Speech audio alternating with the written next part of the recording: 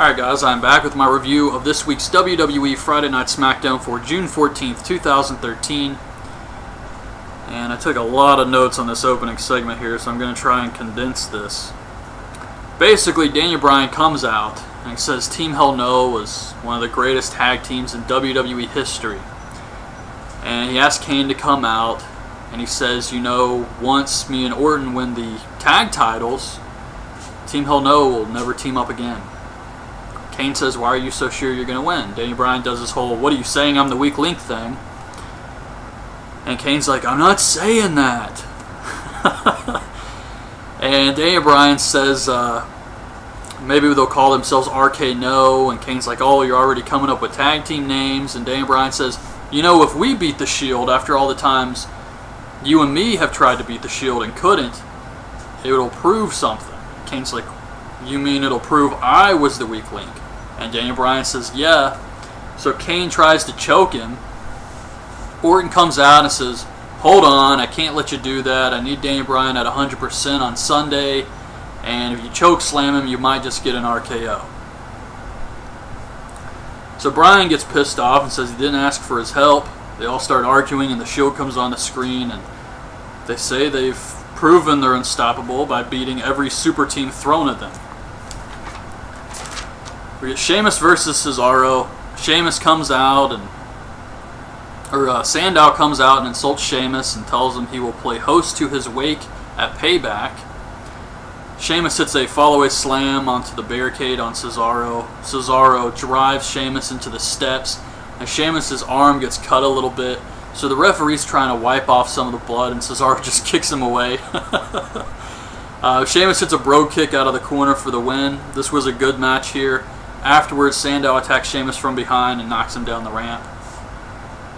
Teddy Long's backstage trying to get him some Hardys.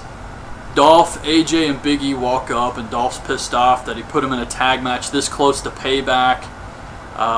They leave, and then Big E comes back and eats his burger. It was weird. He was just taking a bite of the burger. He takes like 3 big bites, and it seemed to last for at least 40 seconds. Khali versus Heath Slater.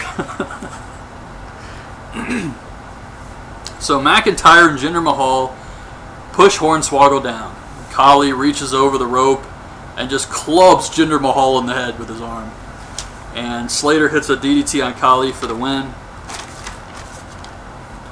Del Rio and Jericho versus Dolph and Big E. This was a decent match here. Del Rio plays possum, rolls up Dolph for the win, which kind of sucks. Dolph finally gets a match after, I think they said 6 weeks, something like that. His first match back since he got the concussion, and he loses, of course, but I'm sure he's going to go over at the pay-per-view. Backstage, Jericho says he knows Payback's in Punk's hometown, but he's had a lot of great Y2J moments in Chicago. Heyman comes up and says he will be in Punk's corner to watch him beat Jericho, and Jericho knocks the microphone into his throat. Kaitlyn versus Oksana. They play the footage of AJ and Big E embarrassing Kaitlyn, and she just snaps. She attacks Oksana. The referee tries to pull her off. She attacks the referee. She slaps him. I was wondering why they didn't disqualify her, but I guess the match never officially got started or something. Curtis Axel versus Wade Barrett. Barrett grabs a microphone and he says, why are we doing this? Why not just wait until Sunday? Why are we even going to do this match? So Miz comes out and makes fun of him. He says maybe you guys should go on Dancing with the Stars together. That line I think was written for when Fandango was actually supposed to be in the triple threat match, but he gets everyone to start chanting fight, fight, fight. So Curtis Axel and Wade Barrett have the match. They completely buy into this. Axel accidentally hits Miz on the outside and Barrett rolls him in. Barrett gets hit with the neck breaker. Axel gets the win.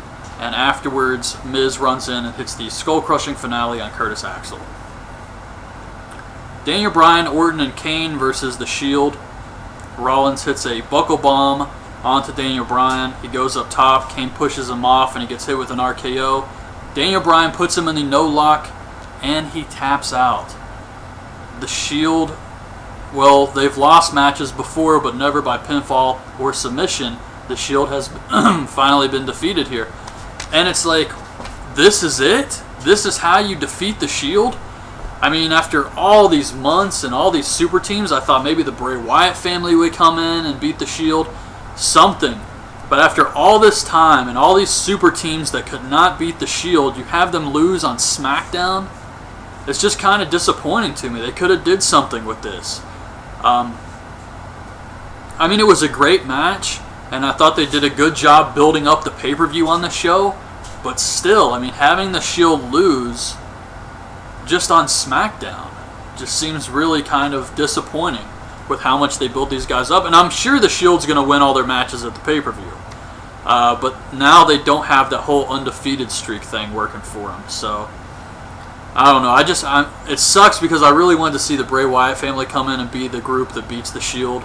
That way they get kind of a huge push right out the gate. But I guess that can't happen now. So, anyways, SmackDown wasn't too bad this week. Sheamus versus Cesaro was good. Tag match was pretty good. And the main event 6-man tag match was good. So, not a bad show. And like I said, did a good job building up the pay-per-view. So that's my review of this week's SmackDown. Hope you guys liked the video. Leave your thoughts on this week's show in the comments. And thanks for watching.